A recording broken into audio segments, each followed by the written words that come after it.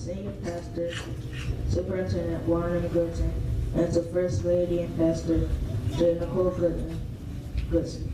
To all the elders, missionaries, ministers, deacons, and all you people of God, I'm going to tell you about Ebed-Melech.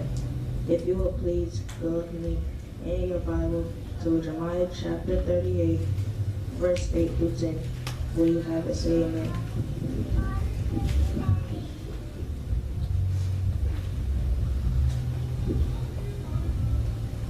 Ebed-Melech went out to the king's house and spoke to the king, saying, My lord the king, these men have done evil in all that they have done to Jeremiah the prophet, whom they have cast into the dungeon, that he is likely to die from hunger in the place where he is, for there is no more bread in the city.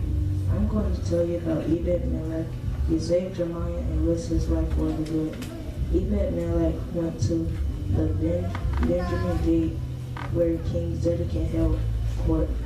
Ebed-Melech told Zedekiah that Jeremiah's accusers were evil men. They put Jeremiah in a kiston pit where he would likely die from starvation. At the king's direction, Ebed-Melech took 30 men with him to Jeremiah's rescue. After Ebed-Melech pulled Jeremiah from the mud, Jeremiah remained in the courtyard of the guard until Jerusalem fell to the Babylonians. He was given bread to eat as long as the bread supply lasted in Jerusalem. And this time, Jeremiah was allowed visitors. While conflicted, God gave Jeremiah a message for Ebed-Melech.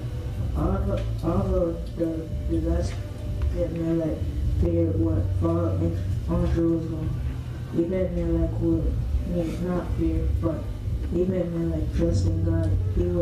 He wouldn't be killed nor given in the hands of the Babylonians.